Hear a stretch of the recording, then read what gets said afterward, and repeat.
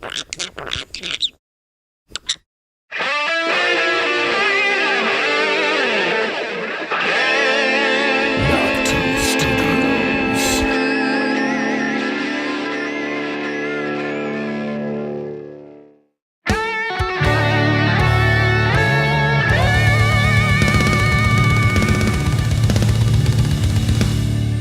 now, Knock 2 Studios presents Common Censored. What's up, everybody, and welcome back to Common Censored. This is episode 193. And of course, we got all kinds of crazy clown world chaos to cover today in this colossal clusterfuck that we're all living through. We have the Senate blocking the SAVE Act from even going to vote. We have X, who's announced they're going to sue the corrupt advertising cartel that's colluding to prevent ads from going to places that have wrongthink, basically. We got information about that.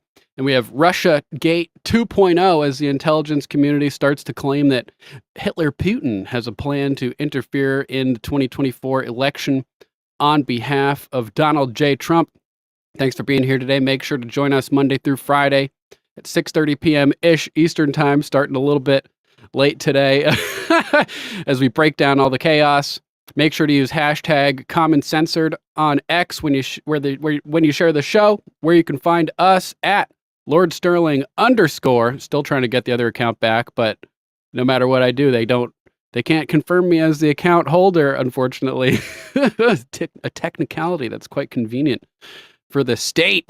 Thanks to all of our new Rumble supporters over there. We'll shout you guys out in a little bit. Links to all of the content we'll be discussing today will be posted in the description section underneath the video as soon as we wrap up the broadcast, along with timestamps courtesy of Mama Mac. Thanks, Mama Mac, for all your help with the show. Appreciate you. And so if you're watching this later on and you're pressed for time or need to focus your time and energy efficiently, you can click down there, see all the stories we talk about today, find the timestamps so you know exactly when in the episode we cover it, and jump right to the topics that interest you. Make sure to support Mama Mac and fam by heading over to alplama.com, your new herbal health guru, with all kinds of great herbal tinctures, natural remedies to help you out with any ailments you may be from which you may be suffering. Ooh, almost ended a sentence with a preposition there. That was a close.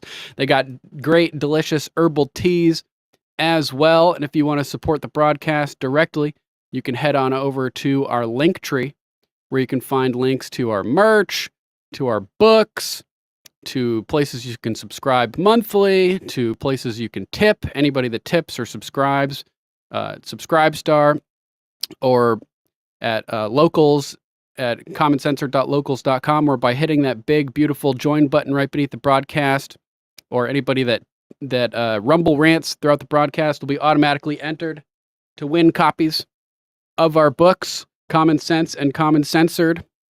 So thanks in advance for your support of the show. Disclaimer: views expressed on Common Censored are only opinions. Assume everything we say is false and research for yourself. We're not giving medical, legal, or financial advice. The only advice we are giving is think for yourself. Question authority. Think for yourself. Question authority. Always cracks me up. Brainwashing you to think for yourself, but interesting juxtaposition of concepts. So let's start out with the news today by talking about X and going over there to see what's going on with this lawsuit that Elon Musk is now planning. He posted earlier today, having seen the evidence unearthed by Congress, X has no choice but to file suit against the perpetrators and collaborators in their advertising boycott racket. Hopefully, some states will consider criminal prosecution. That's right, if you collaborate with a bunch of agencies behind the scenes to manipulate the market, that's called a cartel, or racketeering, or an oligopoly, and there should be legal recourse for this. He watched Shapiro tearing into the censorship cartel. Let's take a little clip at this. We watched part of it yesterday, but let's get a little bit more of an idea of what's going on with this whole advertising situation. We're in the midst of a trust crisis in the world of media, which is because so many in the legacy And credit where it's due. I don't like Ben Shapiro a lot of times, but he's exposing good stuff here. So credit where it's due. Good job, Mr. Shapiro. media have lied in order to preserve left-leaning narratives. To take just the most recent example, we were told by the legacy media that President Biden was just fine. For years, anyone who questioned his health and mental fitness was trafficking in cheap fakes. And then President Biden went out and engaged in a full-scale mental collapse on stage in front of hundreds of millions of people. So we can see why Americans, at least Americans who are not Democrats, do not trust the media. The question isn't really why the legacy media have lost Americans' trust. We know that answer. The question is why, despite that loss of trust, the legacy media continue to gain share in the advertising market. And the answer is simple. There is, in fact, an informal pressure system created by Democratic legislators, this White House, legacy media, advertisers, and pseudo-objective brand safety organizations. That system guarantees that advertising dollars flow only to left-wing media brands. Sounds like a cartel to me. Sounds like there could be some antitrust type action that could be taken to me. Let's continue. Let me explain how this works. When a conservative competitor to the legacy media arises, members of that legacy media and their political allies rush to paint such competitors as dangerous.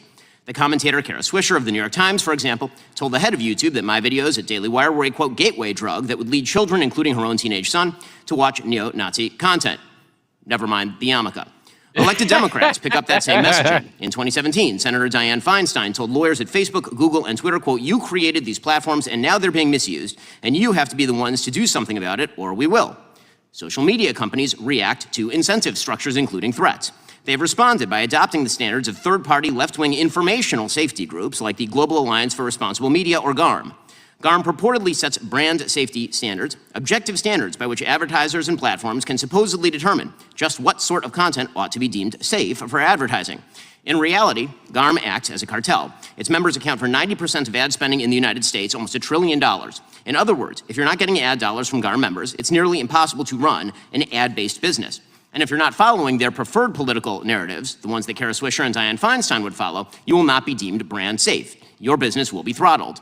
We at Daily Wire have experienced this firsthand. So messed up. In 2017, after Senator Feinstein made her threats to bring the weight of government down on social media platforms, Daily Wire YouTube channel saw a 1,000% increase in content enforcements over a 2-year period. Since 2021, after Democrat officials further turned up the heat on social media companies, my personal Facebook page has seen an over 80% drop in impressions. Or take Joe Rogan. When Joe said that he had taken ivermectin after getting COVID, White House Press Secretary Jen Psaki pressured Spotify to take action, stating, quote, we want every platform to be doing more to call out disinformation while also uplifting accurate information. Spotify complied. Spotify, of course, works with GARM. So, what are the brand safety standards that GARM uses? The standards begin with inarguable things that we've heard from the other witnesses, like preventing distribution of child sexual abuse material or stopping terrorism.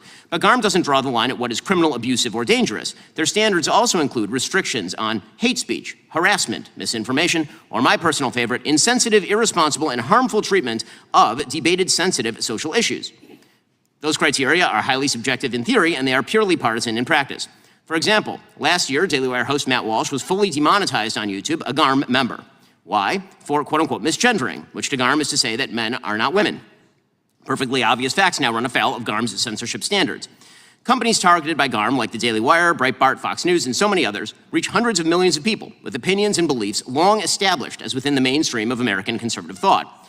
GARM and its members have no respect for the beliefs of those people. They would like them marginalized or squashed. It's time to stand up for the First Amendment in this Congress. Congress can do so in 2 ways. First, Congress must investigate the informal and perhaps formal arrangements between censorship cartels like GARM and executive branch agencies. The Daily Wire has already filed a federal lawsuit against the State Department for allegedly doing just this. Second, Congress can itself stop engaging in violation of free speech principles. 2 weeks ago, writing in dissent in Murphy versus Missouri, Justice Alito condemned what he called sophisticated and coercive government campaigns against free speech. Members of this committee have engaged in precisely such campaigns. When Congressman Schiff speaks about targeting social media companies that must be, quote, pulled and dragged into this era of corporate responsibility because they are too tolerant of misinformation, he knows what he is doing. He is participating in a sophisticated, coercive campaign against free speech. When Congresswoman Jayapal blames social media for placing America at the, quote, precipice of a democratic crisis and calls on them to target they deem hate groups, she also knows what she is doing. She is participating in a sophisticated, coercive campaign against free speech. When Congressman Hank Johnson says, quote, we need a constitutional amendment to allow the legislature to control the so-called free speech rights of corporations, he also knows what he is doing. We all know what these government actors, what some people in this room, are doing. You're using the tacit threat of government action to compel private companies to throttle viewpoints you don't particularly like. The First Amendment was not designed to enable workarounds by elected officials. It was directed at Congress, at you, and you're abdicating your fundamental duty when you exert pressure on private companies to censor speech. Some in this room have been doing just that for years. We in the non-legacy media have been feeling the effects. In the name of the Constitution and in the name of democracy, this should stop. You don't fight disinformation by censorship. You fight disinformation by combating ideas or falsehoods with truth and good ideas in the marketplace of free ideas. So love him or hate him, we have Elon stepping up and leading the charge in a number of good lawsuits like backing Gina Carano against Disney, lawsuits against GARM and this massive corrupt advertising cartel. Everybody's talking about it on X. We got Matt Wallace posting about it. We've got the engineer blogger who has a good take. Elon Musk announced that X, formerly Twitter, will sue partners of George Soros' Open Society Foundation after the NGO network was accused of spreading hate misinformation to justify an unprecedented crackdown on lawful free speech. We've got John Solomon, his outlet at Just the News, covering it as well. Musk says X plans to sue perpetrators and collaborators behind advertising boycott. Elon Musk, owner of the social media platform X, said on Thursday that the company will sue, quote, perpetrators and collaborators in the advertising boycott racket. Musk made the announcement in response to a video of Ben Shapiro, co-founder of the Daily Wire, testifying at the House Judiciary Committee hearing on collusion in the Global Alliance for Responsible Media on Wednesday. Having seen the evidence unearthed today by Congress, X has no choice but to file suit. So hopefully we get some good results from this. Let's jump over to our next topic. Over at the Gateway Pundit, Jim Hoft wrote this article: breaking Democrats block the SAVE Act in the Senate, leaving the door open for illegal immigrants to vote in the presidential election. Just like we predicted yesterday, that the Democrats wouldn't even vote on it. Senate Democrats blocked the passage of the SAFE Act, a bill crucial for enhancing the integrity of federal elections by mandating proof of citizenship. This decision comes just a day after the House successfully passed the bill with a vote of 221 to 198, with nearly every Democrat opposing the measure. The SAVE Act claims to amend the National Voter Registration Act of 1993 to enforce stricter voter registration requirements. Under the proposed legislation, voters would need to provide documentary proof of U.S. citizenship to vote in federal elections, a shift from the current law, which permits states to demand citizenship proof only for local and state elections. So frustrating, man. So we had good news yesterday with this passing, and then nope, they just shut it down. However, the legislation faced opposition when brought to the Senate floor. Despite Lee's efforts to push for immediate passage, Senate Democrats objected to the bill. Quote, I just called up the SAVE Act on the Senate floor, seeking its immediate passage to ensure that only U.S. citizens will be able to vote in November. Dems objected. There's only one, quote, downside to passing it. It'll stop non-citizens from voting, he wrote in a separate post. We're talking about Senator Mike Lee. Here, I think Democrats just blocked the SAVE Act in the Senate. They don't want to stop illegal immigrants and non-citizens from voting in American elections. Why? This is deeply concerning, considering that a recent study showed that non-citizens have ample openings to vote illegally. We showed recently screenshots of them. You have the option to click to select, are you a citizen? Yes or no. You can just say yes without any verification. We've seen the videos from the DMV where they're registering to people illegals to vote when they give them driver's licenses. Continuing, it found that anywhere from 10% to 27% of non-citizens are registered to vote. A quarter of non-citizens, there's like 50 million plus probably illegal immigrants in this country. A quarter of them voting, that's tens of millions of votes potentially. And 5% to 13% of non-citizens do actually vote in presidential elections, no less, said Senator Lee on the Senate floor. Quote, across the nation, Let's actually watch the video. Madam President, one some of it. citizen. I'll finish this quote, and then we'll check out a minute of the video. Across the nation, instances abound where states have inadvertently, I don't know about that, Senator Lee, facilitated this very crisis. From unsolicited voter registration forms being mailed out to non-citizens to driver's licenses issued without adequate checks, practices relying merely on the honesty of illegal aliens have opened up the floodgates to voter fraud. One vote. Today, this foundational principle. Madam President, one citizen, one vote. Today, this foundational principle is under attack.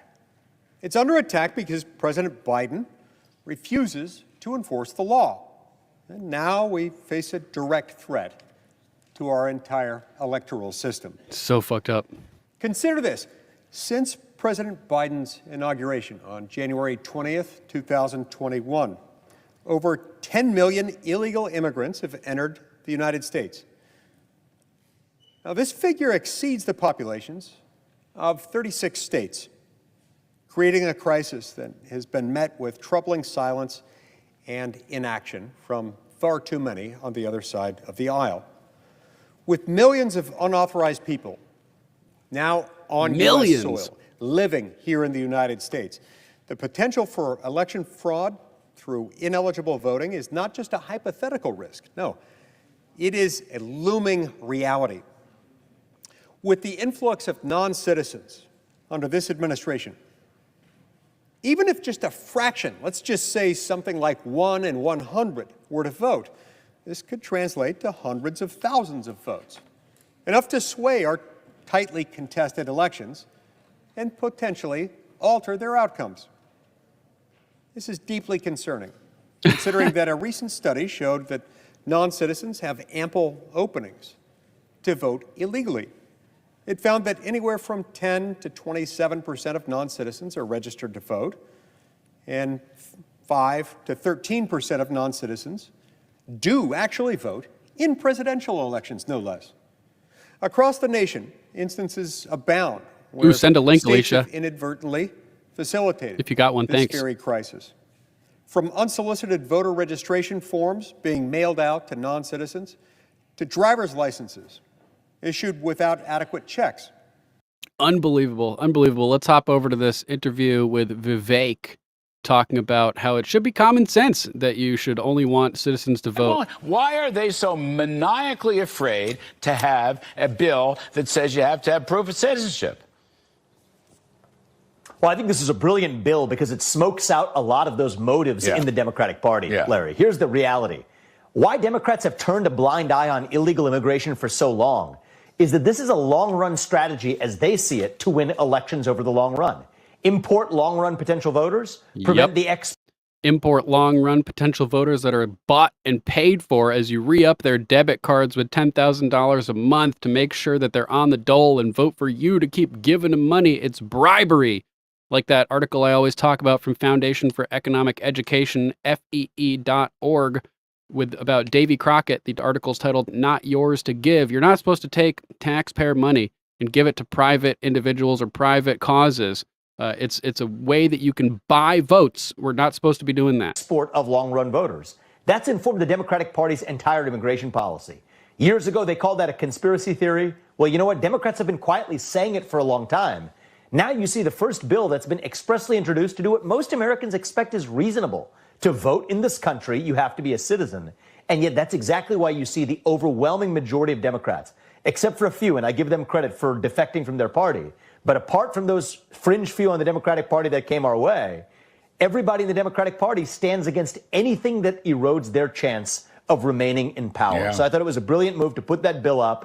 And the reality is most Americans are on our side for the smoking out these people who want to let the illegals vote, letting us know exactly who doesn't want non-citizen or doesn't want just regular citizens to vote. Let's hop over to another video from Philip Anderson, who is one of the J6ers that attempted to save his friend Roseanne Boyland after she was crushed and trampled by a crowd and beaten, allegedly, by one of the Capitol police officers. On video, this woman just beating her with like a broom handle or something. Philip Anderson over here at Vote Biden Out says, we all just literally saw Joe Biden and 198 Democrats commit treason. If you still support Joe Biden and the Democrats, you are a fucking traitor to this country.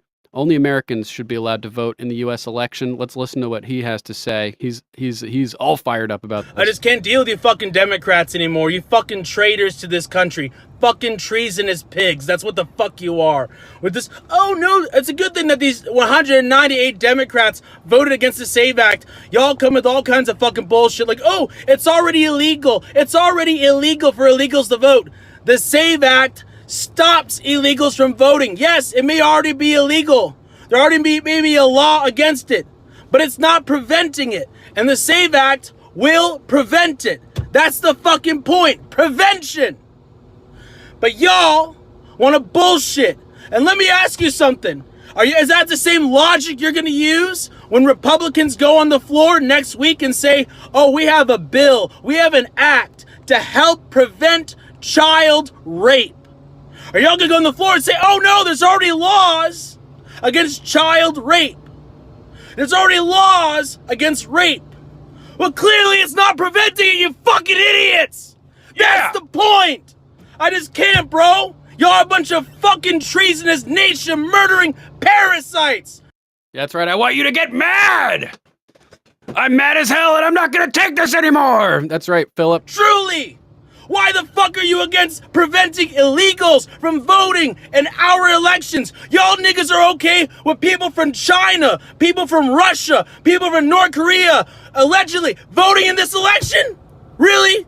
Y'all that desperate to get a senile, Parkinson's diseased ass motherfucker reelected? Truly? Really? Fuck you! Fuck you. I'm with him 100% on that. Shout out to McGroin Nation real quick. I see them over here. They got a link to the press conference that's going to be beginning momentarily at the Nunn Report. It looks like that's going on right now. Everybody's getting seated. Let me know in the chat when this begins, and we'll hop over there to check some of it out. But shout out to McGroin Nation. Let's launch a raid over at McGroin and get everybody all connected. I'm going to launch the raid in the chat right now. Boom. Oh, error again. For some reason, it always gives me an error the first time I try to launch a raid lately. All right, the raid is confirmed. Launching that. Everybody make sure to check out McGroin Nation, who it's like the home base for raiding various different conservative, MAGA, America First chats over there, or broadcasts. So they always have a live stream going, which is basically a chat hangout, and they orchestrate raids to go find good shows over all across Rumble. Woo! Fuck yeah, McGroin Nation, you guys rock. Let me know when the press conference begins with Creepy Joe, and we'll hop over at Nunn and check out some of that.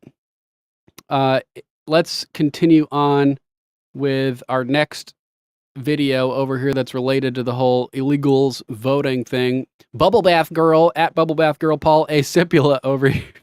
Bubble Bath Girl. Posting this. Rep. Summer Lee, Democrat from Pennsylvania, says you shouldn't have to prove you're an American because it's too hard. She also says it's xenophobic to prevent illegals from voting. Lee wants to make elections insecure so Democrats can cheat. Let's check out this video. Hypotheticals. It is under attack right now, right here with this very bill. Republicans want to throw up barriers because when people vote, they lose. Let me be clear. They don't want you to vote. They don't want to hear black voices, brown voices, LGBTQIA voices, young voices. Our fundamental access to our democracy is being politicized. And this xenophobic attack that we're debating today will make it harder for Americans to vote.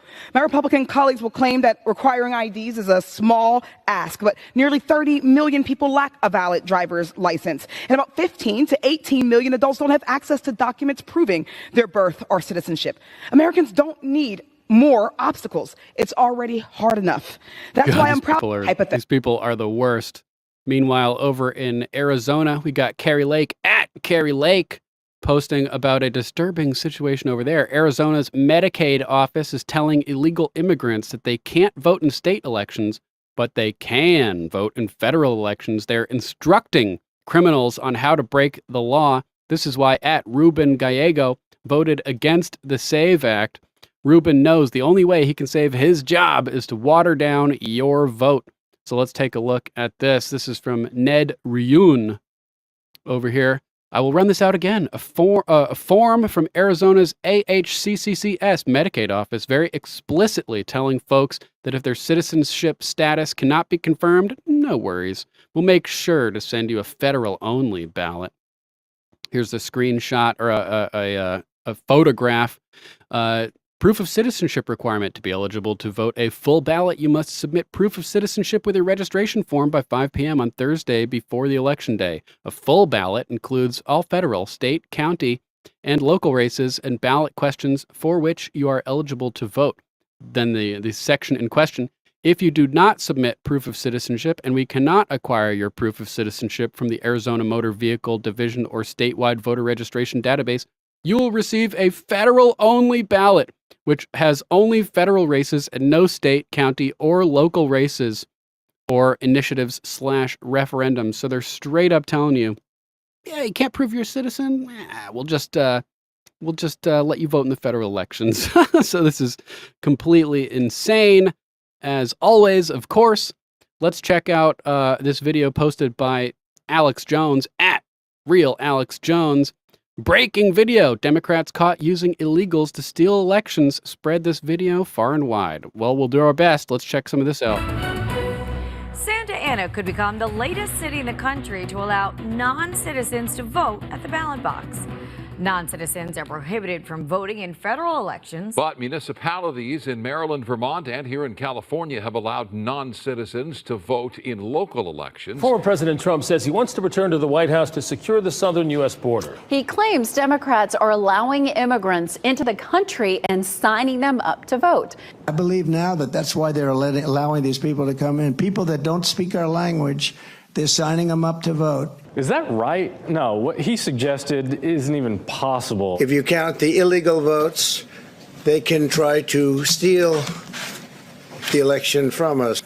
Okay, here we are again in the unusual position of not only interrupting the President of the United States, but correcting the President of the United States. There are no illegal votes that we know of. The audacity of interrupting the president to spew disinformation is just off the charts. That's right. Brian, we just heard the president come out pretty remarkable, as you said. He said, quote, according to the legal votes, he believes he wins. That's false. The supposed epidemic of undocumented immigrants voting in presidential elections, something they legally cannot do, and there is no evidence whatsoever that they are doing. How are they going to, they know that they're losing. You know how they're going to keep on to it? The 22 million, Michael, that are coming in here illegally, those. It's funny, they lie about everything. Now that Biden had his little debate flub experience, it's clear that they've been lying about Biden the whole time.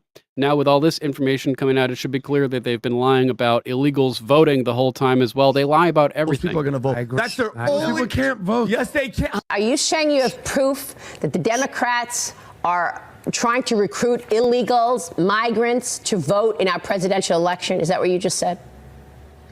There is a memo from Susan Rice that says we've got to figure out how we're going to get these illegal immigrants. It's going to be challenging to teach them how to make sure we get their votes in the ballot. They don't say whether they're going to make them citizens first or not. Bottom line is when Joe Biden got elected, he said he wanted to fast track 4 million undocumented residents to full citizenship.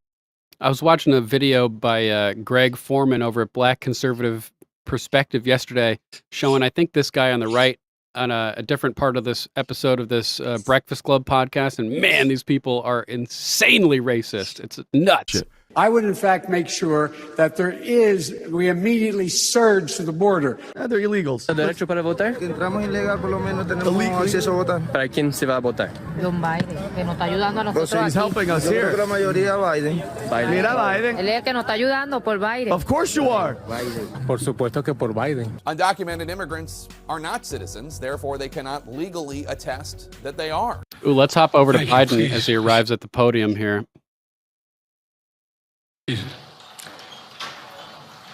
Well, good evening. We just concluded this year's NATO summit, and the consensus among the members was it was a great success. Uh-oh, none report. Military defense and alliance in the world's history of the world. We should never forget that NATO grew out of the wreckage of World War II, the most destructive war in history. The idea was to create an alliance of free and democratic nations that would commit themselves to a compact of collective defense. Standing together, they knew we'd all be safer. An attack on one would be treated as an attack on all. And it's worked because a would-be aggressor knows if they attack one of us, they'll be attacked by all of us. Sending that message is the best way to deter aggression and prevent wars in the first place. For those who thought NATO's time had passed, they got a rude awakening when Putin invaded Ukraine. Some of the oldest and deepest fears in Europe roared Big boy back to press life, conference, guys. because once again, a murderous madman was on the march. But this time, Ooh, 3 M's. Nice no one alliteration, cowered Biden. in appeasement, especially the United States. We collected intelligence that Russia was planning to invade Ukraine months before the invasion. I directed the intelligence community to be a significant amount of intelligence be declassified so I could start building an international coalition to oppose the invasion. Then in February, some of you remember, I warned the world that the invasion was imminent. I rallied a coalition of 50 nations from Europe to Asia to help Ukraine defend itself. Many foreign policy experts thought as Putin amassed Russian forces just 100 miles north of Kyiv, the capital of Ukraine, but Putin thought it was the mother home of Russia. The capital would fall in less than a week.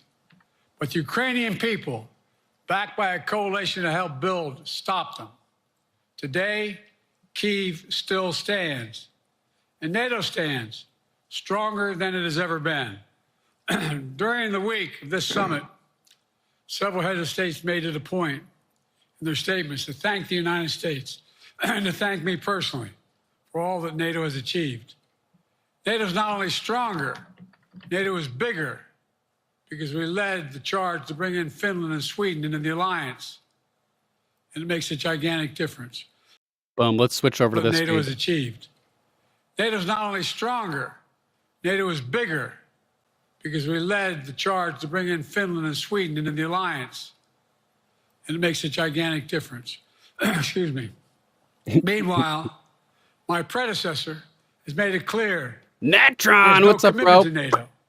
He's made it Hope you're having a good week. that he would feel no obligation to honor Article 5. He's already told Putin, and I quote, do whatever the hell you want. In fact, the day after Putin invaded Ukraine, here's what he said. It was genius. It was wonderful. Some of you forgot that, but that's exactly what he said. But I made it clear, a strong NATO is essential to American security. And I believe the obligation of Article 5 is sacred. And I would remind all Americans, Article 5 is invoked only once in NATO's long history. Oh, you're in And that trouble, was to defend Natron. America after 9/11. Haters coming for you. I made it clear that I will not bow down to Putin. I will not walk away from Ukraine. I will keep I thought NATO you already stopped strong. Putin. That's According exactly to your what we Stephanopoulos did, interview. and exactly what we'll continue to do. Now, the future of American policy is up to the American people. This is much more than a political question. It's more than that. It's a national security issue. U.S. Don't president reduce is a this national to security the usual issue. testament that people talk about, issues of being a political campaign. It's far too important. It's about the world we live in for decades to come. Every American must ask herself or himself, is the world safer with NATO? Are you safer? Is your family Nope. safer? Definitely not. I believe the American people know. The answer to all those questions is yes. And I believe the American people understand that America is stronger because of our alliances. I believe the American consensus from Truman to Reagan to me still holds today. America cannot retreat from the world. We must lead the world. We're an indispensable nation, as Madeleine Albright wrote. Now let me turn to 3 other key issues. Lead the world by Just this example, morning, not by force. We had a great economic report showing inflation is down. Overall prices fell last month. Core inflation is the lowest it's been in 3 years. Ha! Prices are falling for cars, appliances, and airfares. Grocery prices have fallen since the start of the year. We're going to keep working to take down corporate greed to bring those prices down further. Meanwhile, Trump's calling for a 10% tariff on everything Americans buy, including food from overseas, vegetables, and other necessities. And economists tell us that that would cost the average American working family another $2,500 a year. It's a tax of $2,500 a year. Second, our efforts to secure the border, southern border, is working. After Trump killed the bipartisan effort to secure the border, Republicans and Democrats had worked on, because he build the thought wall. it would benefit me and make him a loser, Republicans walked away. So I took executive action last month. As a consequence, working with Mexico, after like 3 border years. encounters have gone down over 50%. The current level is lower today than when Trump left office. Third, Yeah, right. for months, the United States has been working to secure a ceasefire in Gaza, to bring the hostages home, to create a path for peace and stability in the Middle East. Stop sending them money 6 then. weeks ago, I laid out a detailed plan. In Tiger writing. with no teeth. It was endorsed by the UN Security Council, the G7. That framework is now agreed on by both Israel and Hamas. So I sent my team to the region to hammer out the details. These are difficult, complex issues. There's still gaps to close. We're making progress. The trend is positive, and I'm determined to get this deal done and bring an end to this war, which should end now. Let me conclude where I began. We're the United States of America. We are the indispensable nation. Our leadership matters. Our partnerships matter. This moment matters. We must rise to meet it. With that, I'll take your questions. I've been given a list of people to call on here. Reuters, Jeff Mason. Here we go. He's going to have to be off the cuff here. Your political future has hung over the NATO summit a little bit this week. Speaker Pelosi made a point of suggesting that your decision on whether to stay in the race was still open. George Clooney and a handful of lawmakers have called on you to step aside. Reuters is reporting tonight that UAW leadership is concerned about your ability to win. UAW just endorsed me, but go ahead. Thank you. My question for you is, how are you incorporating these developments into your decision to stay? And separately, what concerns do you have about Vice President Harris's ability to beat Donald Trump if she were at the top of the ticket? Look, I wouldn't have picked Vice President Trump to be vice president, but I think she's not qualified to be president. So let's start there. Number one. The fact is that the consideration is that I think I'm the most qualified person to run for president. I beat him once, and I will beat him again. Secondly, the Beat him idea, like a drum. I served in the Senate a long time. The idea that senators and congressmen running for office worry about the ticket is not unusual. And I might add, there are at least 5 presidents running or incumbent presidents who had lower numbers than I have now, later in the campaign. So there's a long way to go in this campaign. And so I'm just going to keep moving. And because, look, I got more work to do. We've got more work to finish. There's so much, we made so much progress. Think about it. Think about where we are economically relative to the rest Progress of the world. destroying the country. Name me a world leader who wouldn't want to trade places with our economy. We created over 800,000 manufacturing jobs, 1.5 million. I mean, so things are moving. We got more to go. Working class people still have 1.5 million what, Joe? Corporate greed is still at large. Their prices, the corporate profits have doubled since the pandemic. They're coming down. And so I'm optimistic about where things are going. Danny Kemp, AFP. Thanks. Thank you, Mr. President. I wanted to ask you about your, you mixed up Presidents Zelensky and Putin earlier today.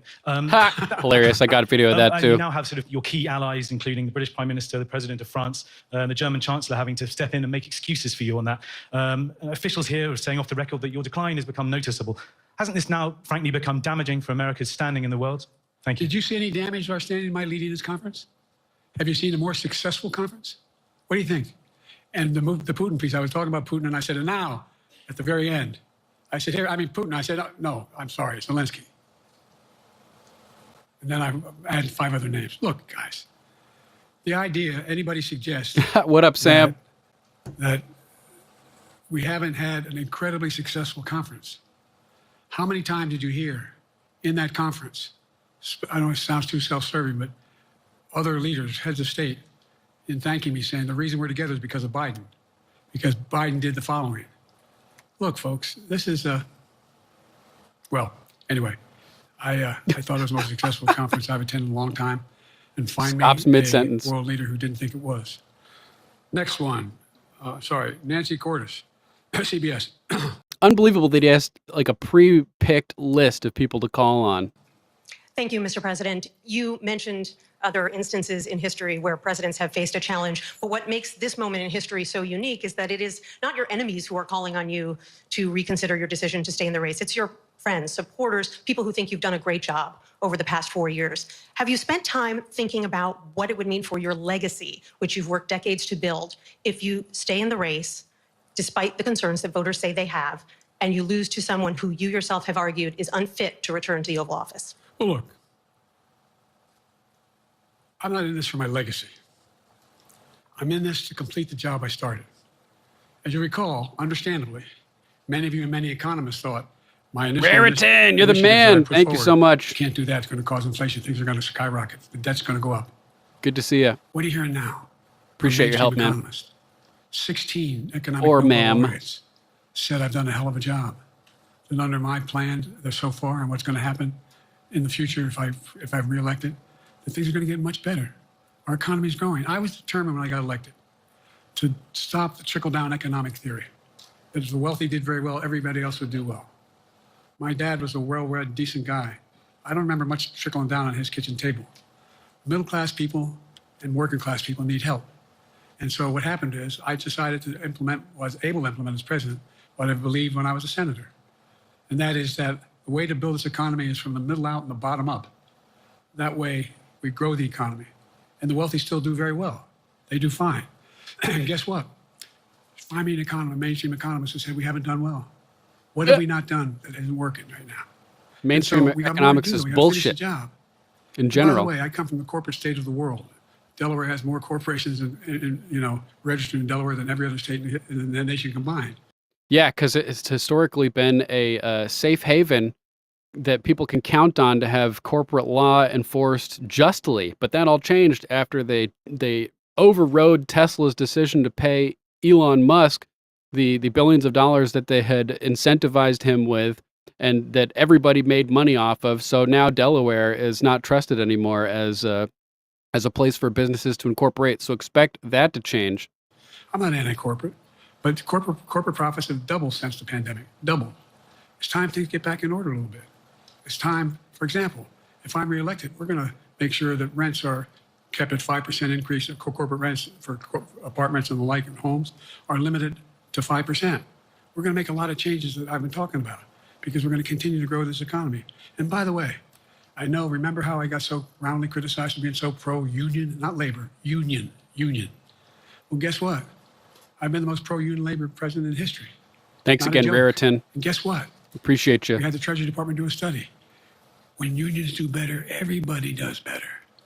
Everybody does better. I can whisper in the microphone too. Remember when we talked about getting the computer chip industry back in the United States? Used to be 40% of the industry. We invented the chip. 40% of the industry was in the United States. And former presidents decided that the best way to do it is find the cheapest labor in the world, send the product over there and import what the product was. And so what did I do? I was told not to go over to Europe, to Asia, including Europe, but Asia. And I remember going to South Korea, convincing them to invest $20 billion in the United States to build computer chip factories. And I asked why when they finally decided to do it. And the answer was because you have the safest economy in the world. Oh, you're Chatelet, bro? No way. The whole idea here is Pastor Chatelet in the house. $50 billion in investment in computer chip manufacturing just coming into being. None of you thought that would happen. None of you thought that would happen. But it's happening. It's happening. And it's going to grow economies. All three. And by the way, red states and blue states. Matter of fact, there's as much in red states as blue states. I've made no distinction. So we're going to raid you sometime soon, Chatelet.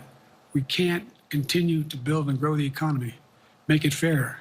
Like I said, from my standpoint, when the middle class does well, that's when the whole economy grows. The poor have a shot, the wealthy do well, but the wealthy got to start paying their taxes. As a follow-up, sir, you mentioned that your Vice President Kamala Harris would be ready to serve on day one. Can you elaborate on that? What is it about her attributes and her accomplishments over the last 4 years that make her ready to serve on day one if necessary? First of all, the way she's handled the issue of freedom of women's bodies to have control over their bodies. Secondly, It's her not ability their to body handle if almost it's a any fetus. issue on It's a the board. second body. This was a hell of a prosecutor. She was a first-rate person, and in the Senate, she was really good. I wouldn't have picked her unless I thought she was qualified to be president. From the very beginning, I made no bones about that. She is qualified to be president. That's why I picked her. No, she got 1% of votes in the primary. You picked her because she's got a brown vagina. That's why you picked her. Admit it. She's a DEI hire. Felicia Schwartz, Financial She's qualified to Times. run a hot dog stand. Thank you, Know what I'm Mr. saying? President. Presidency is the most straining job in the world, and it's 24/7. How can you say you'll be up for that next year, in 2 years, in 4 years, given the limits you've acknowledged that you have today? The limits I've acknowledged I have? There's been reporting that you've acknowledged that you need to go to bed earlier and your evening around 8. That's not true. Look, what I said was, instead of my every day starting at 7 and going to bed at midnight, it'd be smarter for me to pace myself a little more. And I said, for example, the 8, 7, 6 stuff, instead of starting a fundraiser at 9 o'clock, start at 8 o'clock. People get to go home by 10 o'clock.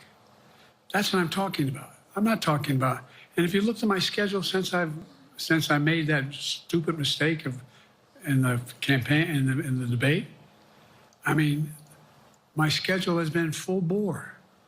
I've done, where's Trump been? Riding around in his golf cart, filling out his... He's been going to rallies all around the country. The fact that you had to talk about adjusting your schedule at all means that you're not there and capable of sticking to a presidential schedule. The president needs to be available and capable of taking action at any time of any day, whether it's middle of the day, middle of the night. You need to be able to wake your ass up and do your goddamn job. Scorecard before he hits the ball. I mean, look, he's done virtually nothing.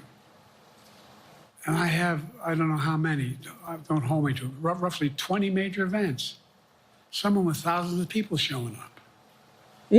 Some of them. And so I just think it's better. I always have an inclination, whether I was playing sports or doing politics, just to keep going, not stop. I just got to just pace myself a little more. Pace myself. In the next debate, I'm not going to be traveling into 15 time zones a week before. Anyway, that's what it was about. That's what it was about.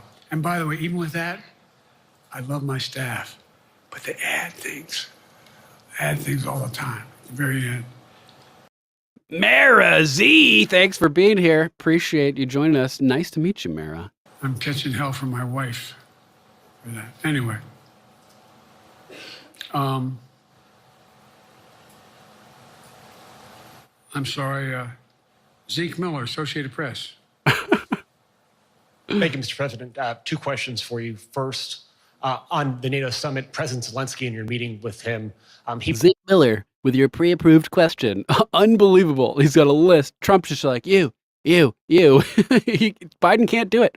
He can only respond to pre-approved questions. And yeah, he does look like he's been spray tanned orange. You can't beat the orange man. You got to join him and get in on that spray paint game. He pressed you to lift your limitations on the Ukrainian use of American weapons, saying that, in his public remarks afterwards, saying that Ukraine cannot win the war unless those limitations are lifted. Are you reconsidering your position on that? And then secondly, following up on Felicia's question there, leaders of your own party have said that they're not worried about that debate. They're worried about the next bad night and the bad night after that. How can you reassure the American people that you are up to the task and that there won't be more bad nights at a debate stage or somewhere else?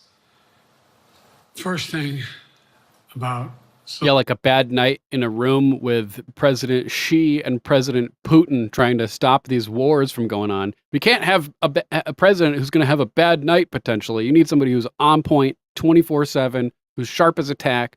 Biden's not up to snuff. Zelensky asking for the ability to strike deep into Russia. We've allowed Zelensky to use American weapons in the near term, in the near or abroad, into Russia. Whether or not he should be attacked. For example, should Zelensky, he's not. If he had the capacity to strike Moscow, strike the Kremlin, would that make sense? It wouldn't. The question is, what's the best use of the weaponry he has, and the weaponry we're getting to him? I've gotten I got a more long-range capacity, as well as defensive capacity.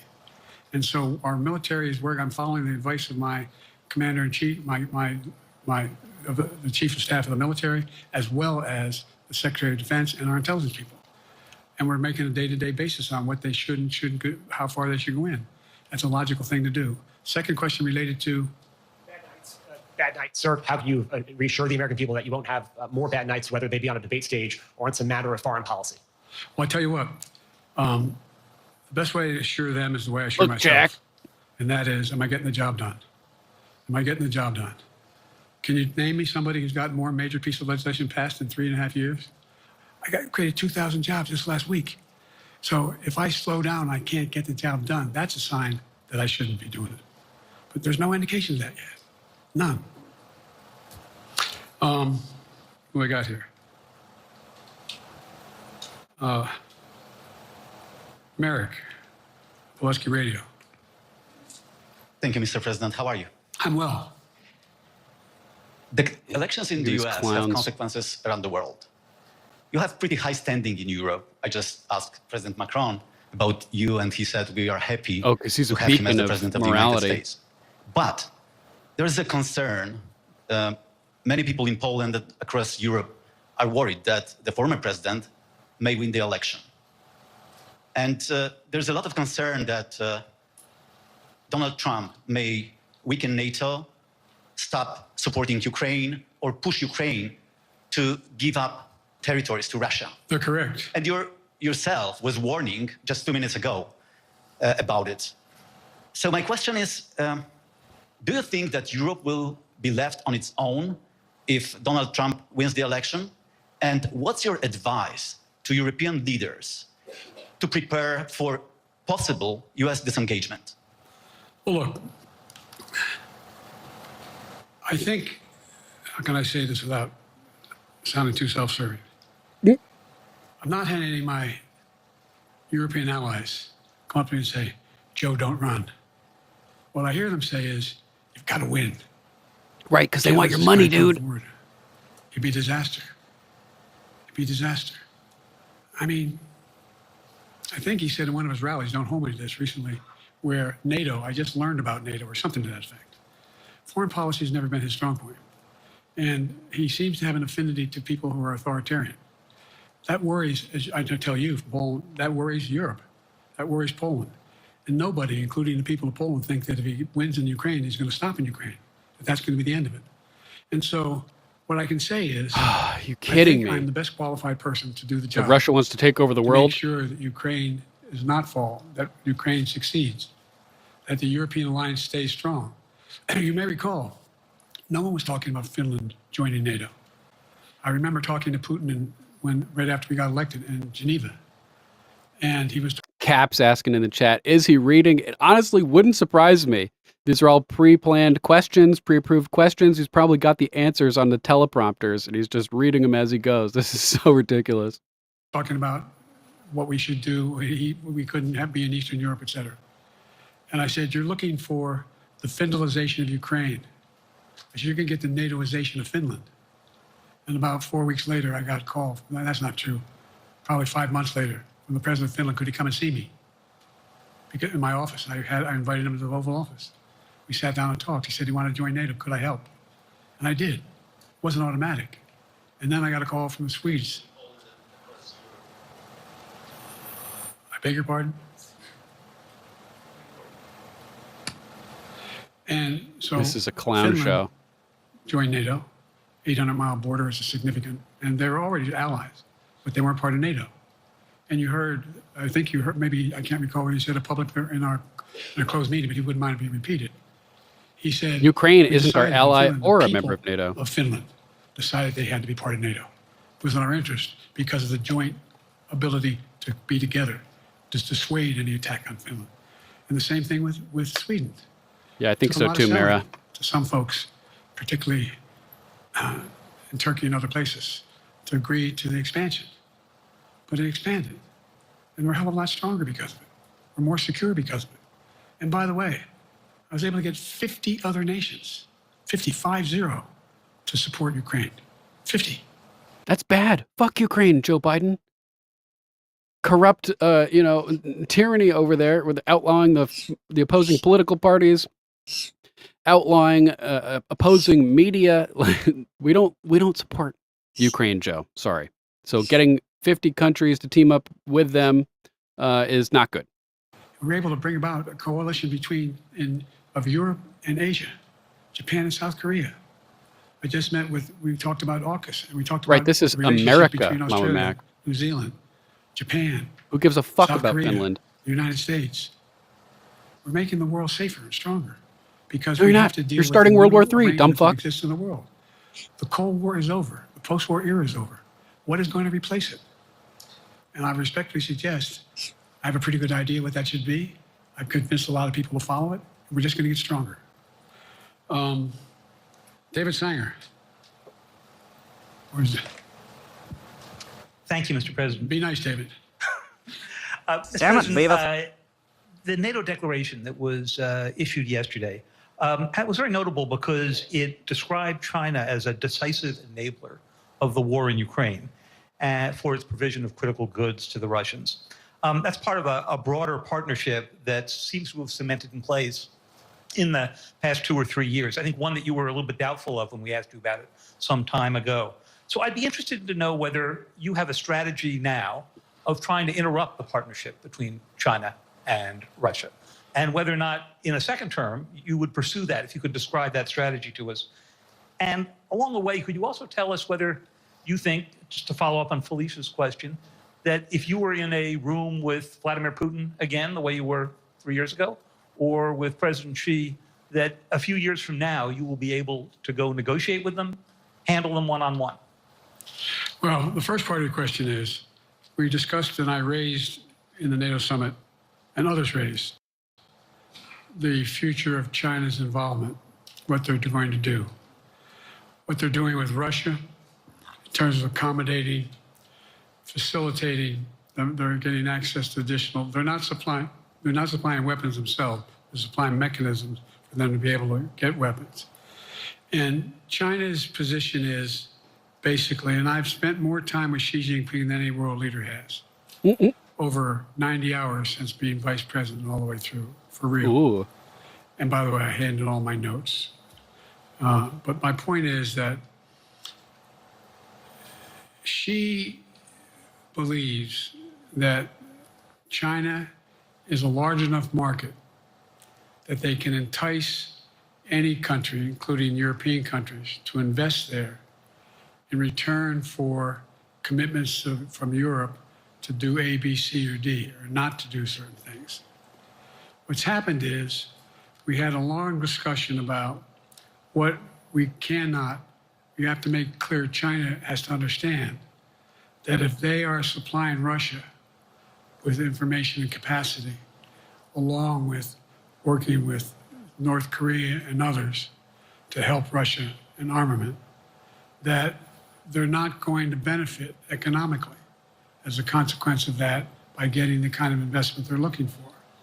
And so, for example, we're in a situation where, and we've reestablished direct contact with China after that, remember the balloon, quote unquote, going down, and all of a sudden things came to an end?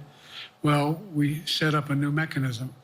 There's a direct line between Xi and me, and our military has direct access to one another, and they contact one another when we have problems.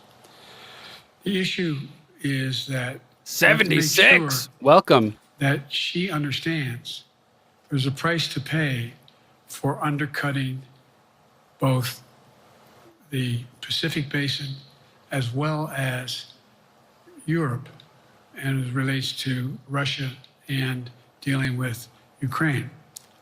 And so for example,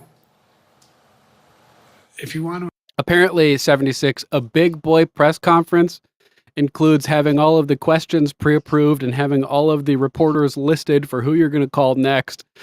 No, I think a big boy press conference is what Donald Trump does, which is go into a room with the rabid wolves and just answer random questions. That's more like a big boy press conference to me. Invest in China, as you know this area really well. When you invest in China, you have to have a 51% Chinese owner. You have to make sure that you do by their rules. And you don't have the authority, and you have to provide all access to all the data and information you have. There was a while there, as you recall, the last administration and other administrations, where the access to that market was enticing enough to get companies to come in because they had access to over 1 billion people in a market, not 1 billion, but a lot of people in the market. And so they were doing it. But that got curtailed when we started saying we're going to play by the same rules. For example, the idea they don't abide by the international rules related to subsidizing products by the government funding. So guess what? They're not going to be able to export their electric vehicles to the United States without a significant tariff. Others are doing the same thing around the world. But it is a concern. It is a concern that you have both China, North Korea, Russia, Iran, countries that are not necessarily coordinated in the past, looking to figure out how they can have impact. Interrupt that impact? Yes, I do, but I'm not prepared to talk about the detail of it in public. And I think you'll see that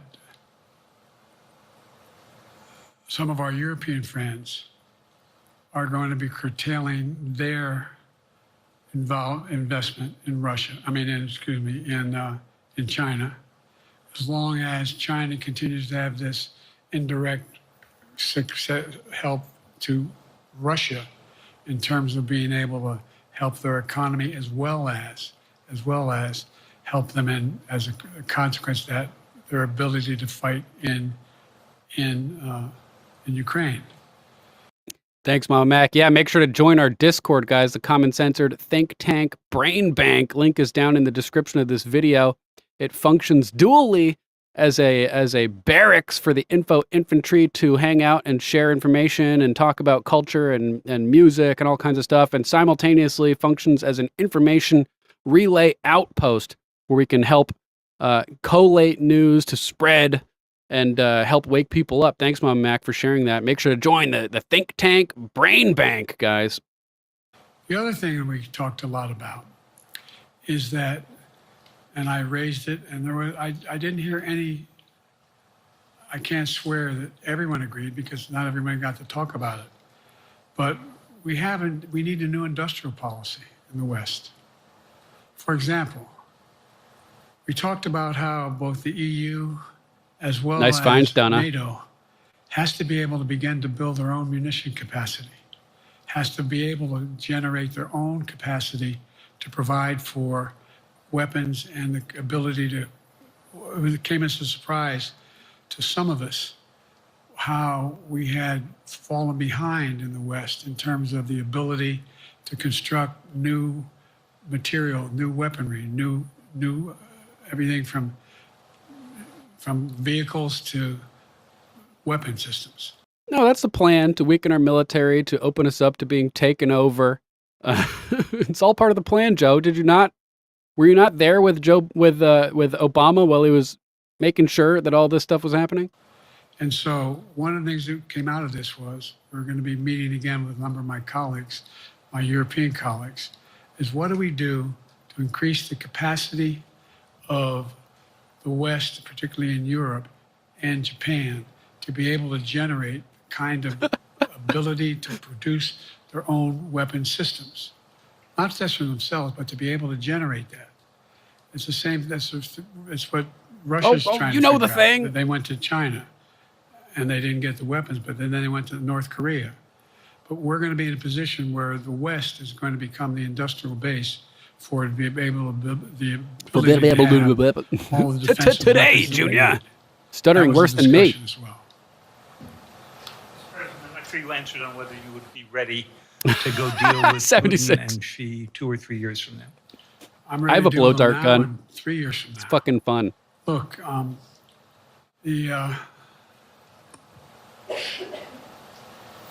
like I said, I'm dealing with Xi right now and direct contact with him. I have At this moment, no right good now, reason to talk to is he in Putin your right ear, now. Joe? There's not much that he is prepared to do in terms of accommodating any change in his behavior. And but there isn't any world leader I'm not prepared to deal with. But I understand the generic point is Putin ready to talk? I'm not ready to talk to Putin unless Putin's ready to You change dumb his motherfucker. behavior. And the idea, look, Won't even Putin's got talk a to him. problem. That's what Kim Jong-un said, that Obama wouldn't even talk to him. It's pure evil, guys. Like, these people are pure demons. It's pure evil! Occupying the White House. First of all, in this war that he is supposedly have won, and by the way, I think, don't hold me to the exact number, but I think that Russia had 17.3% of Ukraine that they've conquered. Now it's 17.4. I mean, in terms of percentage of territory. They've not been very successful. They've caused horrible damage, loss of life, but they've also lost over 350,000 troops, military, killed or wounded. They have over 1 million people, particularly young people with technical capability, leaving Russia because they see no future there. They've got a problem. But what they do have control of is they are very good at controlling and running I'm damn good with it too, public Mom Mac. outcry that relates to how they use mechanisms to communicate with people. They lie like hell through the constituencies. They lie like hell about what's going on. And so the idea that we're going to be able to fundamentally change Russia in the near term is not likely. But one thing for certain, if we allow Russia to succeed in Ukraine, they're not stopping in Ukraine. I recommend, I know you know this because you've written about it, read Putin's speech after they moved in, what it was all about in Kyiv. It wasn't about just, anyway, read what his objective is. He can't finish the sentence. Anyway. It's not just about, I think anyway. that, Anyway, I'm prepared to talk twice. to any leader who wants to talk, including if Putin called me and wanted to talk. Last time I talked to Putin was trying to get him to work on an arms control agreement related to nuclear weapons in space. That didn't go very far. Jewish space lasers? Sorry, I was joking. Donna says she prefers paintballs. I used to have a paintball gun back in the day, and I would put on my mask and go run around in my yard and let my friends just shoot at me because I only had one gun. But that was kind of fun. So my point is, I'm prepared to talk to anybody, but I don't see any inclination. There is an inclination on the part of the Chinese to keep in contact with me because they're not sure where this all goes. And look what's happened in Asia. We have strengthened the Asian Pacific area more than anyone else has. We just put together with, today I asked our NATO allies that we bring on the group from the South Pacific, Australia, New Zealand, Japan, Australia. I already mentioned Australia. And I met twice now, I think, with the 14 leaders of the Pacific Island nations. And we've slowed down what's going on there. We've slowed down China's reach. But there's a lot of work to do. This is a moving target, and I don't take it lightly. That's right. We judge people individually here. Sam from NPR. But we do judge them harshly, like, fuck Joe Biden. Thank you, Mr. President. Asma Khalid with NPR. I have two questions. Earlier, you spoke about the ceasefire plan between Israel NPR and is Hamas. asshole. We're now looking at 10 months of war, and I'm curious if there's anything that you feel personally you wish you would have done differently over the course of the war. And then secondly, if I may, I wanted to ask you about your presidential campaign. I remember covering your campaign in 2020, and there was a moment where you referred to yourself as a, quote, bridge candidacy, a transition to a younger generation of leaders. I want to understand what changed. Two things. Let's go back to when you talked about would I change anything that's happening with Israel and the Palestinians and the Palestinian movement. Profiling is a valid as you science. Recall, from the very beginning, I went to Israel, but I also got immediate contact with al-Sisi in Egypt. I met with the King of Jordan. I met with most of the Arab leaders to try to get a consensus going as to what had to be done to deal with getting more aid and food and medicine into the Gaza Strip. And we pushed it really hard. And Israel occasionally was less than cooperative, number one. The Israeli War Cabinet, I've been dealing with Israel since Golda Meir. Some of the reporters around here come here all the time have heard me say this. The first time I met with Golda Meir, I sat across from her on her desk, and her assistant was Rabin sitting next to me. That's how far back I go. I know Israel well, and I support Israel. But he just said the first time I met with so-and-so. It reminds me of that old Ludacris album, the title of which is Back for the First Time. Pretty good album. This war cabinet is one of the most conservative war cabinets in the history of Israel. And there's no ultimate answer other than a two-state solution here. And so what was able to be done in terms of the plan I put together was it would be a process for a two-state solution. And we get the Arab nations to, particularly from Egypt all the way to Saudi Arabia, to be in a position where they would cooperate in the transition so that they could keep the peace in Gaza without Israeli forces staying in Gaza. The question has been from the beginning, what's the day after in Gaza? And the day after in Gaza has to be, the end of the day after has to be no occupation by Israel in the Gaza Strip, as well as the ability for us to get in and out as rapidly as you can, all that's needed there. I've been disappointed that some of the things that I put forward have not succeeded as well, like the port we attached from Cyprus. I was hopeful that would be more successful. But that's why when I went to Israel immediately after the massacres that occurred at the hands of Hamas, the one thing I said. After the 7.5-hour stand down of the Iron Dome, where they clearly planned it as a false flag attack, just my opinion. To the Israelis, and I met with the War Cabinet and with Bibi, don't make the same mistake America made after bin Laden. There's no need to occupy anywhere. Go after the people who did the job. You may recall, I still get criticized for it, but I was totally opposed to the occupation and trying to unite Afghanistan. Once we got bin Laden, we should have moved on, because it was not no one's ever going to unite that country. I've been over every inch of that, not every inch, the entirety from the poppy fields all the way to the north. Trump already planned the exit before you were elected, Joe. I said, don't make the same mistake we made. Don't think that's what you should be doing, is doubling down. We'll help you find the bad guys, Sinwar and company. And all this criticism about I wouldn't provide when the weapons they needed. I'm not providing 2,000-pound bombs. They cannot be used in Gaza or any populated area without causing great human tragedy and damage. But remember what happened when you had the attack on Israel with rockets and ballistic missiles. I was able to unite the Arab nations as well as Europe, and nothing happened. Nothing got hurt. It sent an incredible lesson to what was going on from the Middle East. So there's a lot of things, in retrospect, I wish I had been able to convince the Israelis to do. But the bottom line is we have a chance now. It's time to end this war. Doesn't mean walk away from going after Sinwar and Hamas. And if you notice, you know better than most, there is a growing dissatisfaction on the West Bank from the Palestinians about Hamas. Hamas is not popular now. And so there's a lot of moving parts. I just have to keep moving to make sure that we get as much done as we can toward a ceasefire, and get those. And by the way, look at the numbers in Israel. My numbers are better in Israel than they are here. But then again, they're better than a lot of other people here too. But anyway. Bridge candidacy in 2020, you referred to yourself as being a bridge candidate for a younger, fresher generation of Democratic leaders, and I wanted to know what changed. What changed was the gravity of the situation I inherited in terms of the economy, our foreign policy, and domestic division. And I think, I won't put words in anybody's mouth. Most presidential historians give me credit for having accomplished more than most any president since Johnson and maybe before that to get major pieces of legislation passed. And what I realized was my long time in the Senate had equipped me to have the wisdom to know how to deal with the Congress to get things done. We got more major legislation passed that no one thought would happen. And I want to finish it, to get that finished.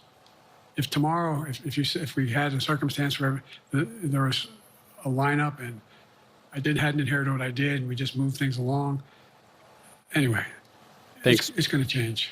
Last question. Haley Bull, Scripps. Or no, Josh Weingrove, I'm sorry. Last question. What's the next one? Who just said that? I'll do 2 more questions. Thank you, Mr. President.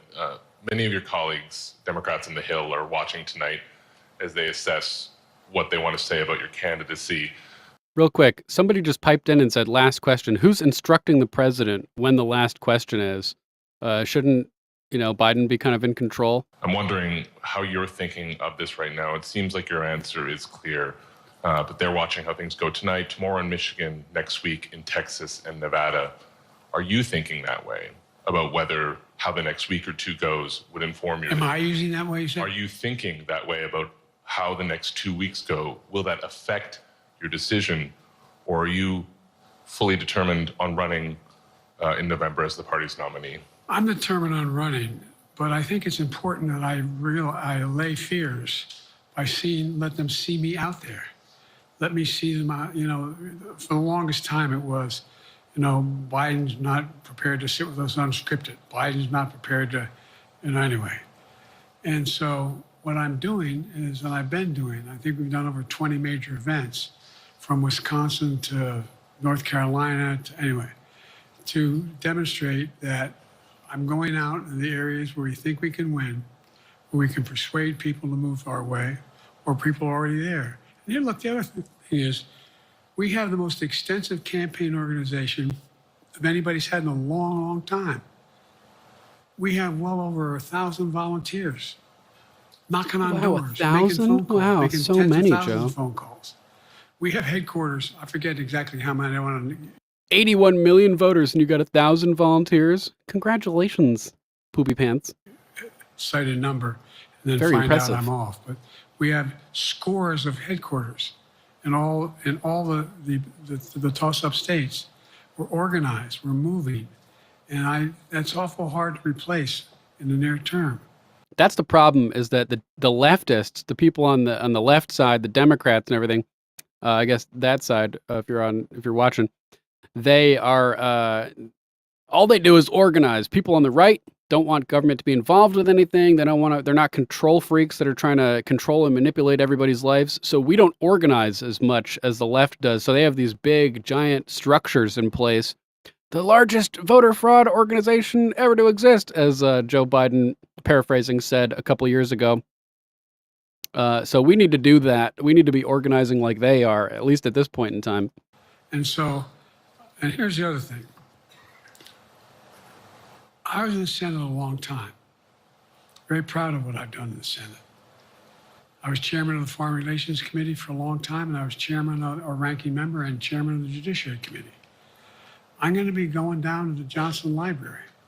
I'm going to be going around making the case of the things that I think we have to finish and how we can't afford to lose what we've done or backslide on civil rights, civil liberties, women's rights.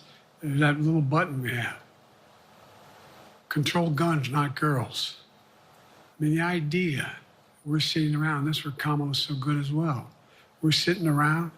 Control guns, not girls. Sorry. When you have sex, you are consenting to the possibility that a child could come from that. You don't have the right to murder somebody for your convenience. So it's not controlling girls. It's not my body, my choice. It's a whole new body that's created when you get pregnant. More children are killed by a bullet than he's any losing other it. cause of death. The United States of America. What the hell are we doing? Bullshit. What are we doing? We got a candidate saying, promise the NRA, don't worry, I'm not going to do anything. I'm not going to do anything. Here it We got a is, the Supreme bullshit Court that flag's is coming out. What you might call the most conservative court in American history. This is ridiculous. Yeah, there you go. There's so much we can Good one, do still. 76. And I'm determined to get it done. It's about freedom. And by the way, I'll end this. Well, I'm not going to do that. Haley has to come up too. But I remember brutal I Natron. made a speech on democracy in Philadelphia at Independence Hall. And I'm not being critical, just observing. The bulk of the press, what the hell is he talking about that for? Democracy. You did. Democracy's not an issue. Democracy's not an issue. Except the polling data showed 60% of the people knew I was right, thought I was right. Exactly, Mara. I'm not asking you a question. You don't have to answer, obviously. But do you think our democracy is under siege based on this court? Do you think democracy is under siege based on Project 2025? Way more, BioGator. Project 2025, the latest talking point, Heritage Foundation project, has nothing to do with Trump. Trump's agenda is Agenda 47. These people are just outright liars. Oh, Charlottesville, good people on both sides. Suckers and losers. All Joe Biden does is lie and regurgitate bullshit talking. He means what he says when he says he's going to do away with the civil service, eliminate the Department of Education, make sure, I mean, we've never been here before. Must be doing something right, Natron. That's the other Natron. reason why I didn't, you say, hand off to another generation. 2008, that's when I woke up too. I've got to finish this job. I've got to finish this job because there's so much at stake. We've had some discussions over the past few days with your press secretary about the question of health exams. And you said you take a cognitive test every day in this job. Are you open to taking another physical or test before the election? Governor Whitmer of Michigan, for instance, said it wouldn't hurt to take a test. Well, look, two things. One, I've taken 3 significant and intense injections of methamphetamine, neurological exams by a neurologist. In each case, as recently as February. And they say I'm in good shape, okay? Although I do have a little problem with my left foot because it's not as sensitive because I broke my foot and didn't wear the boot. But when you tripped over the dog, allegedly? I'm good.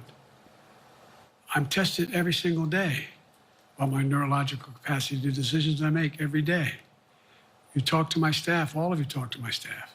Sometimes my staff talks a lot. But the fact of the matter is, I don't think you have them telling you that all the major ideas we've undertaken haven't been in part initiated by me. I remember when the staff and I said, I'm going to go to South Korea. We're going to get the chip. What are you doing? I'm going to get Japan and Korea back together again after not essentially having hostilities toward one another since the end of World War II. I'm going to move and see that we can expand it. The only thing it's stopping mid-sentence again. Yeah, that's right, Big Ass Life. Not only is abortion human sacrifice, but people like Margaret Sanger, who created Planned Parenthood, talked about using it as a method to control the black population, specifically saying that they're weeds. These people are pure evil. If you want to talk about systemic racism, talk about abortion. Does is help you with creates a little bit of wisdom if you pay attention. And so the point I'm making is, I think it's important that if the neurologist tells me he thinks I need another exam, and by the way, I've laid every bit of the record out. Hadn't hidden a thing. You ought to ask Trump for his, okay? I laid it all out. And every single day I'm surrounded by good docs. If they think there's a problem, I promise you, or even if they don't think it's a problem, they think I should have a neurological exam again, I'll do it. But no one's suggesting that to me now. And I'll ask you another question. No matter what I did, no one's going to be satisfied. Did you have 7 docs? Did you have 2? Who'd you have? Did you do this? How many times did you?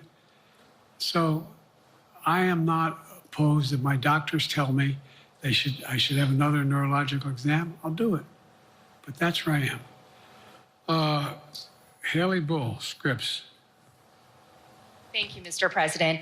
You said you're making decisions on a day-to-day basis when it comes to support for Ukraine. Does that mean you have not closed the door on further considering lifting restrictions for U.S.-made weapons inside Russia? And if I may, your convention is coming up where your delegates are pledged to make you the official nominee If they have second thoughts, are they free to vote their conscience? Obviously, they're free to do whatever they want, but I got overwhelming support. Overwhelming support. I won, I forget how many votes I won in the primary.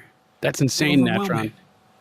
And so tomorrow, if all of a sudden I show up at the convention, everybody says, we want somebody else, that's the democratic process. It's not going to happen. Even if that means they vote for someone else? Sure. Look, I'll end this with this.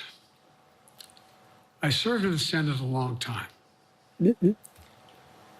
Term I limits. understand the impetus of candidates running for local office and whether they think the top if they can help them or not. In my state of Delaware, which was a very, at least a purple, it was a red state when I started, in terms of where you now talk red and blue. I don't recall most of the Democratic presidents winning my state when I was a candidate. The truth of the matter is I understand the self-interest of every candidate. If they think that, running with Biden at the top is going to hurt them, then they're going to run away. I get it. But so far, go and look at the polling data in their states. Look at the in-depth, and by the way, I think you'd all acknowledge, and you're all experts. I'm not being solicitous about the president. You're experts on this stuff. How accurate does anybody think the polls are these days? I can give you a series of polls where you have likely voters, me versus Trump, where I win all the time. When the unlikely voters vote, he wins sometimes. The bottom line is all the polling data right now, which I think is premature because the campaign really hasn't even started. I mean, it hadn't started in earnest yet. Most of the time, it doesn't start until after September, after Labor Day. So a lot can happen. But I think I'm the best I believe I'm the best qualified to govern. And I think I'm the best qualified to win. But there are other people who could beat Trump too. But it's awful start from scratch. And, we talk about, money raised. We're not doing bad. We got about $220 million in the bank. We're doing well. So with that, you have any want to follow up on any of that you just asked me? Yes. You have any follow up on that? You just asked me. You earlier explained confidence in your vice president. Yes. If your team came back and showed you data that she would fare better against former President Donald Trump, would you reconsider your decision to stay in the race? No, unless they came back and said, there's no way you can win. But fraud's still on the table, so he knows there's a way. No one's saying that. No one's saying that. Fucking weirdo. Thanks. This ends tonight's press conference. Thanks, everybody.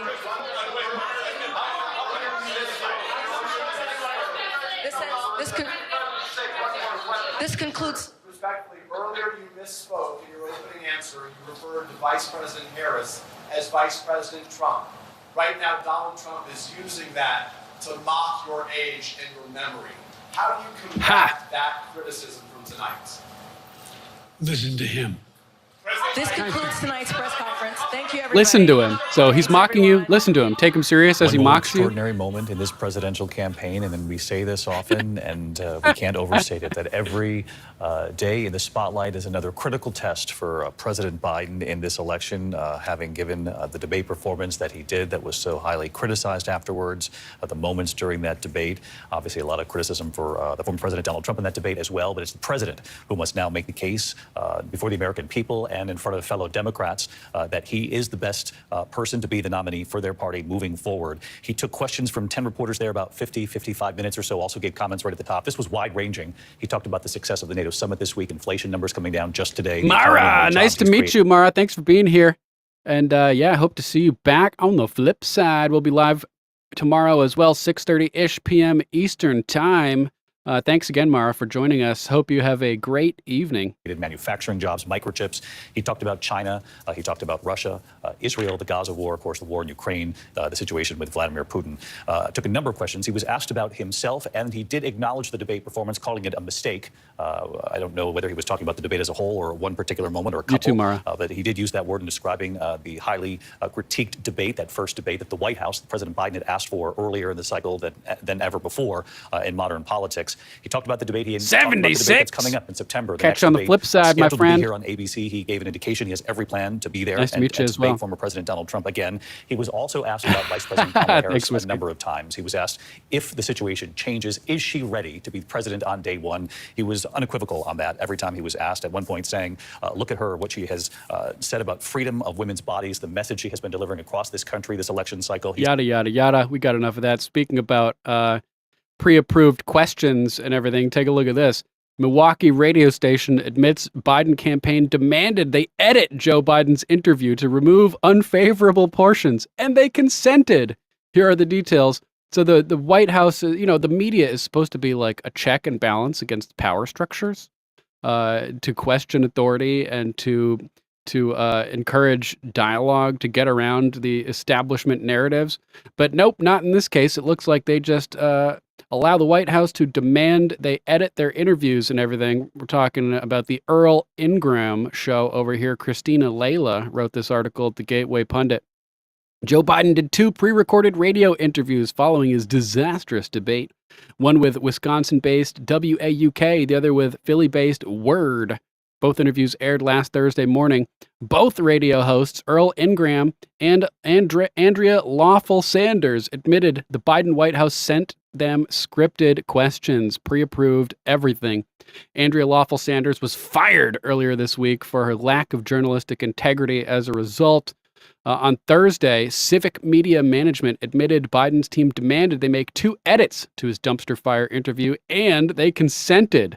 In an interview with Wisconsin-based Earl Ingram on WAUK, W-A-U-K, Biden conceded that he screwed up during his debate against Trump. Quote, I'm proud to be running for re-election as president who's made his promises and I've kept them.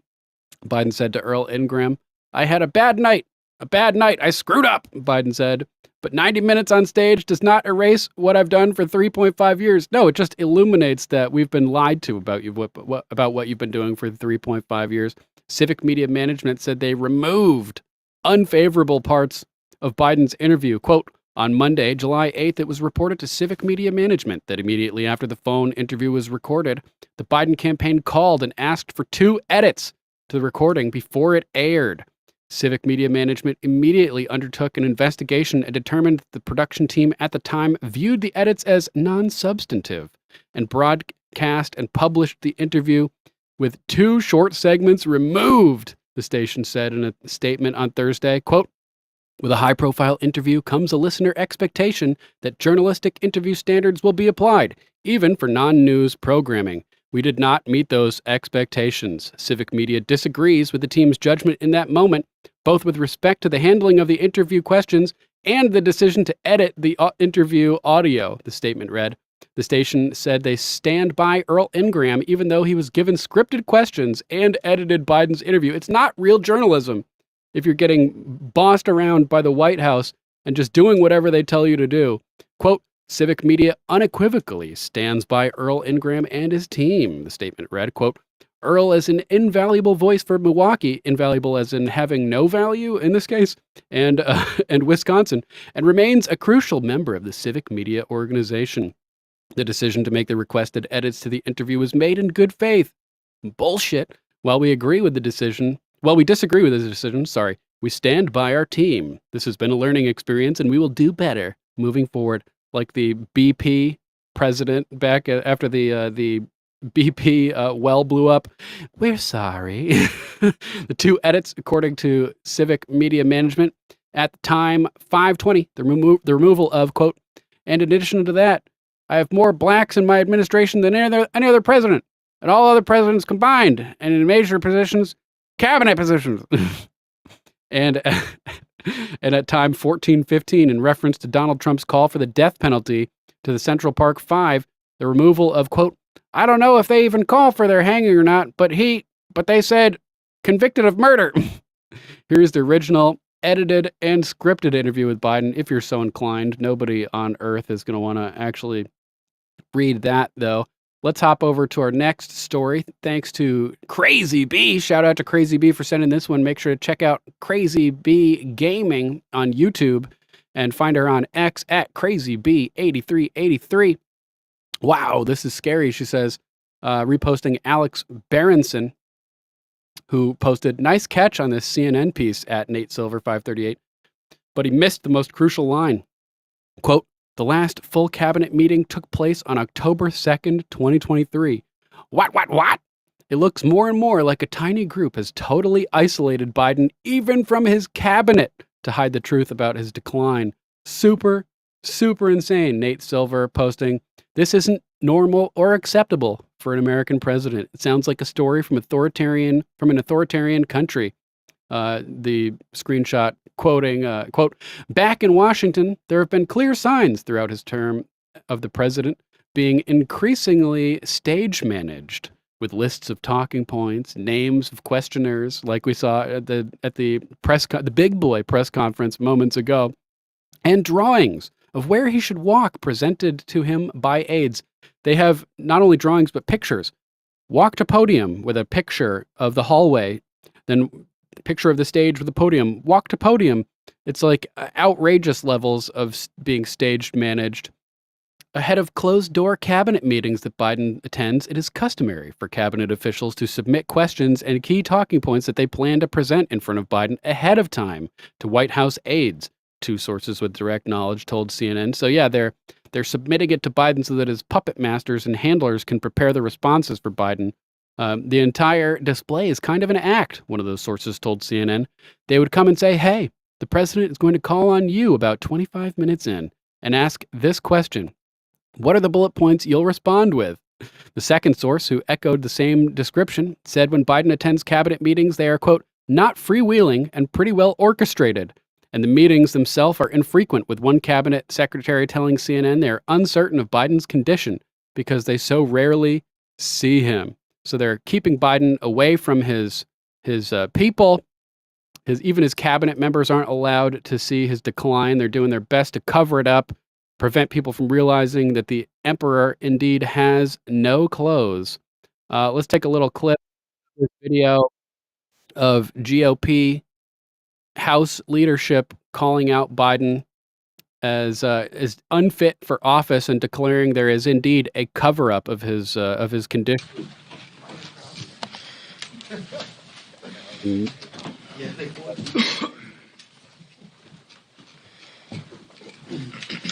Good morning. There is no longer any doubt that Joe Biden is unfit to be our commander-in-chief. The Biden White House, far-left House Democrats, and the mainstream media are in complete disarray because they know this to be true and have been caught participating in one of the greatest media cover-ups in American history. They're in disarray and they're in cahoots. For the last 3.5 years, House Republicans and the American people have been demanding details about Joe Biden's mental and physical decline. But every time we raise these legitimate concerns, far-left Democrats and their loyal stenographers in the mainstream media rushed to Biden's defense, claiming that the clearly diminished Joe Biden was as sharp as ever and accusing us of peddling conspiracy theories. The cover-up is over and accountability is here. For years, House Republicans have known that Joe Biden is unfit for office. We also know that he will go to any lengths to maintain his grip on power. This is why it is so crucial that we take every possible measure to ensure that the 2024 presidential election is free from election interference and is constitutional. As part of that ongoing effort, House Republicans are bringing to the floor this week Congressman Chip Roy's Safeguard American Voter Eligibility Act, which requires individuals to provide proof of citizenship when registering to vote in federal elections. Boom. So they're calling him out as coordinating a cover-up of the fact that Joe Biden is not fit for office. How about this one? We had it mentioned in the chat that Joe Biden erroneously referred to Vladimir Zelensky earlier as President Putin. Dan Wooten over here on X at Dan Wooten says, fuck me. Biden just introduced Zelensky as President Putin. As much as I want Trump to run against this dementia-plagued fool, 25th Amendment now. Let's take a look at this video. And now I want to hand it over to the president of Ukraine, who has as much courage as he has determination. Ladies and gentlemen, President Putin. President Putin. He's going to beat President Putin. President Zelensky. I'm so focused on beating Putin, we got to worry about it. Anyway, Mr. President. I'm better. You are a hell of a... And now... Unbelievable. Just a total clown show. Brought to you by Pfizer. Oh, man. Should we look at this? Let's end the YouTube broadcast and go Rumble and exclusive so we can check out this video and see how Joe Biden stacks up after various numbers of doses. All right, boom. Posting the link to Rumble in the YouTube chat. Sorry to ditch you guys. We got to try to drag people over to Alt Tech. If you can't make it, sorry to have to bounce, but we will catch you guys on the flip side. Until then, let's get ready.